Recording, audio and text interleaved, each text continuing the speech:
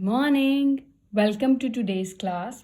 आज का हमारा टॉपिक है मीडियन, पर कौन सी टाइप है? मोर देन वाली। पिछले लेक्चर में हमने मीडियन ही किया था पर लेस देन टाइप की थी। इस बार मोर देन टाइप, मतलब मोर देन में हमें सी एफ दी होगी और एफ हमने निकालना है। किस तरह निकालना है? जैसे पीछे निकाला है वैसे ही, बस थोड़ा सा चेंजेस है। तो देख लेते हैं। सबसे पहले हम समझते हैं कि मोर देन का मतलब क्या बनता है, जैसे हमने पिछले लेक्चर में लेस देन को देखा था। तो चलिए एक छोटी सी एग्जांपल ले लेती हूँ। मान लीजिए मेरे पास है 0 to 10, 10 to 20, 20 to 30, 30 to 40, ये है, ठीक है, क्लास इंटरवल। अब कोई भी अब फ्रीक्वेंसी मान लीजिए 10, 15, 4 और 2, ये है, ठीक है। तो अब मोर देन अगर मैं इसको लिखूं तो मोर देन का मतलब मोर देन और इक्वल टू 0, ठीक है, इक्वल टू 0। मतलब अब हमें पता है कि ग्रुप्स में ये लोअर लिमिट होती है, ये अपर लिमिट होती है। अब यहाँ पे लोअर लिमिट, इसमें हम मतलब लोअर लिमिट को हम काउंट करते हैं ना, इसीलिए लिखे मोर देन या इक्वल टू 0। अब वो कहता है 0 से बड़े या 0 के बराबर कितनी फ्रीक्वेंसी है? ये 0 से बढ़कर है, 0 से बड़ी है फ्रीक्वेंसी, पर ये भी तो 0 से बड़ी है। इसका मतलब उसने पूछा कि 0 से बड़ी कितनी है। मान लीजिए हम बच्चों की एग्जांपल करते हैं, कॉमन से एग्जांपल, कि ये बच्चों की गिनती है कि 10 बच्चे ऐसे हैं जिन्होंने अपनी क्लास में अपने किसी भी सब्जेक्ट में मार्क्स 0 से लेकर 10 तक लिए हैं, और 15 बच्चे ऐसे हैं जिनके मार्क्स 10 से लेकर 20 के बीच में आए हैं। 4 बच्चे ऐसे हैं जिनके मार्क्स 20 से लेकर 30 के बीच में आए हैं, और 2 बच्चे ऐसे हैं जिनके मार्क्स 30 से लेकर 40 के बीच में आए हैं। अब उसने कहा है कि हमने मोर देन वाला करना है कि 0 से ज़्यादा कितने बच्चों के मार्क्स आए हैं। तो ये सारे 0 से ज़्यादा वाले मार्क्स वाले बच्चे हैं, तो इसका मतलब इसकी सी एफ कैसे बनेगी? सबकी एडिशन, 10 और 15 जोड़े 25, 25 और 4 जोड़े 29, 29 और 2 जोड़े कितना हो गया? 31। तो ये बनेगा। अब मोर देन और इक्वल टू क्या हो गया? 10, ठीक है। जब हम लेस देन की बात करते हैं तब हमेशा अपर लिमिट आती है, जब हम मोर देन की बात करते हैं तब हमेशा लोअर लिमिट आती है। मोर देन की जगह आप अबव भी लिख सकती हैं, एक ही बात है, ठीक है। तो अब 10 से बढ़कर कहता है, इसमें हमने वो बच्चे देखने हैं जिनके मार्क्स मोर देन और इक्वल टू 10 हैं, मतलब 10 से ज़्यादा या 10 के बराबर कितने बच्चों के मार्क्स आए हैं। अब 10 से ज़्यादा, ये सारे 10 से ज़्यादा वाले बच्चे वही बच्चे हैं जिनके मार्क्स 10 से ज़्यादा हैं। तो इन सबको ऐड करूँ, 15 और 4 2 6, 15 और 6 कितने हो गए? 21, है ना। अब आगे बारी है मोर देन और इक्वल टू 30, 20। कहता 20 नंबरों से ज़्यादा मार्क्स लाने वाले कितने बच्चे हैं? कितने बच्चे हैं जिनके नंबर 20 या 20 से ज़्यादा आए हैं? तो 20 से ज़्यादा ये भी हैं, ये भी 20 से ज़्यादा ही हैं, तो टोटल कितने हो गए? 6, ठीक है। अब है लास्ट में मोर देन और इक्वल टू 30, मतलब 30 नंबरों से ज्यादा लाने वाले कितने बच्चे हैं? वो तो ये 2 ही है। 30 और 40 के बीच में सिर्फ 2 बच्चों के नंबर आए हैं, इसका मतलब 30 नंबरों से ज्यादा लाने वाले कितने बच्चे हैं? 2। तो ये हो गया, ठीक है। हमें मोर देन वाला कंसेप्ट समझना था कि कैसे बनता है, वो हमने देख लिया। अब अल्टीमेटली हमें इस तरह का क्वेश्चन दिया होगा मोर देन और ये लिखा होगा। जब भी मोर देन आएगा सी एफ दी होगी, पर अब मोर देन में सी एफ कौन से ऑर्डर में है? डिक्रीजिंग, घटते क्रम में है। सबसे बड़ी, उससे छोटी, उससे छोटी और उससे छोटी, ठीक है। अब हमने इसका क्या दिखाना है? एफ भी बनानी है और इस तरह भी, मतलब हमने इसको इस तरह का दिखाना है और फिर मीडियन फाइंड आउट करना है, वो तो आपको आता ही है, ठीक है। तो चलिए एक क्वेश्चन लिख लेते हैं। फाइंड मीडियन, क्या मीडियन का दिया उन्होंने हमें? मार्क्स ऑब्टेन्ड, अभी हमने मार्क्स की बात की थी तो वही क्वेश्चन आ गया। मार्क्स ऑब्टेन्ड मोर देन और इक्वल टू 0, फिर मोर देन ऐसे कोमास डाल देती हूँ, 10, 20, 30, 40, 50, 60, 70, 80, 90, ये है। तो मैं यहाँ पे कोमास डाल देती हूँ। मोर देन और इक्वल टू, सब में मोर देन और इक्वल टू ही आएगा, ठीक है। तो हमारा मेन मकसद समझने का है। तो नंबर ऑफ स्टूडेंट्स क्या है? डाटा जो उन्होंने सर्वे किया है उसमें है 50, 48, 45, 41, 38, 35, 31, 24, 15 एंड 8। ये डाटा मेरे पास कहता 50 बच्चे ऐसे हैं जिनके नंबर 0 से ज़्यादा हैं या 0 के बराबर। 48 बच्चे ऐसे हैं जिनके नंबर 10 या 10 से ज़्यादा हैं। 45 बच्चे ऐसे हैं जिनके नंबर 20 या 20 से ज़्यादा है। ठीक है, अब हमें इस तरह की दी हुई है स्टेटमेंट, हमने इन दोनों को, इसको इस जैसा बनाना है और इसको इस जैसा बनाना है। ठीक है, यहाँ पे दो चीज़ों का फ़र्क है। क्या, नोटिस कीजिए, यहाँ पे जब हम लेस देन वाला कंसेप्ट करते थे तो हमें जो टोटल आता था वो हमें नीचे आता था। मेरे पास अभी भी है लेस देन वाला कंसेप्ट, तो आप देखोगे ये मेरे पास लेस देन वाला है। तो जो भी हमने बिलो या लेस देन वाला किया, हमारे पास सबका टोटल लास्ट आइटम होती थी। यहाँ पे टोटल जो है वो फर्स्ट आइटम होगी, टॉप पे होगी। ठीक है, लास्ट आइटम जो होती थी वो सारी टर्म्स का टोटल होता था लेस देन वाले में। यहाँ पे मोर देन वाले में जो है वो टोटल ऊपर होगा।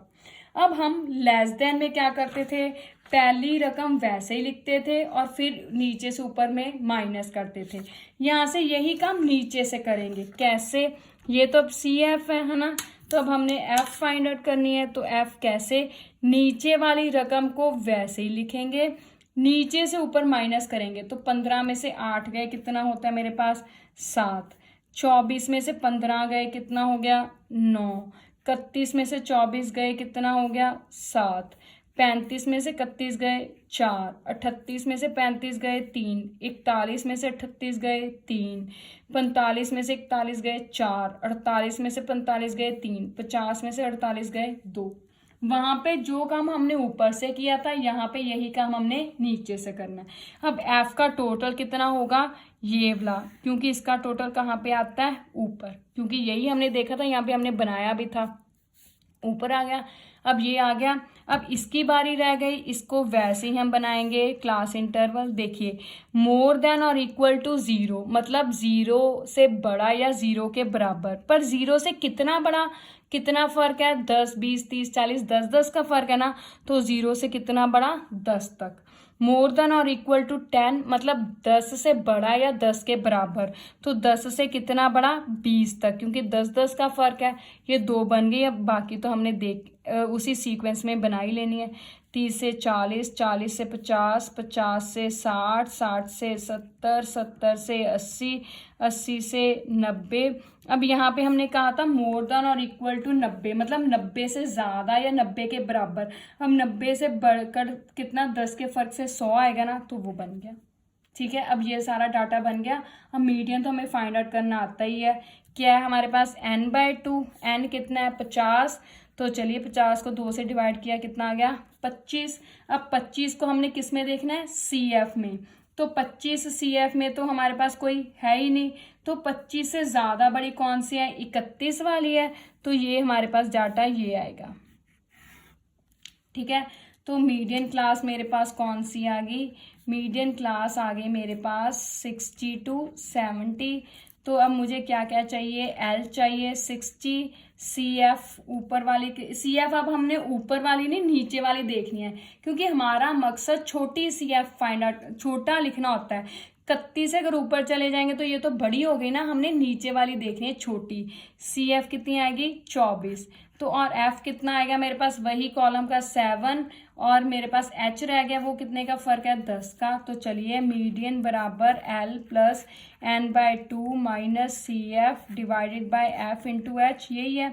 अब L कितना है मेरे पास 60 प्लस n/2 कितना है 25 माइनस CF कितना है 24 डिवाइडेड बाय F कितना है 7 इंटू H कितना है मेरे पास 10, ये आ गया।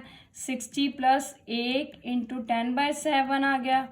तो 60 प्लस 10 1 ज़ा 10/7। अब 10 को 7 से मैंने क्या करना है, डिवाइड करना है। तो चलिए 10 को 7 से डिवाइड किया, 7 1 ज़ा 7, 10 में से 7 गए 3, 0 अपनी तरफ से लाया, यहाँ पे पॉइंट लगाया, 7 4 ज़ा 28, तो 1.4 आ गया। 60 प्लस 1.4 तो कितना आ गया 60.4, वैसे का वैसे 60 में 1 ऐड किया तो कितना आ गया 61.4।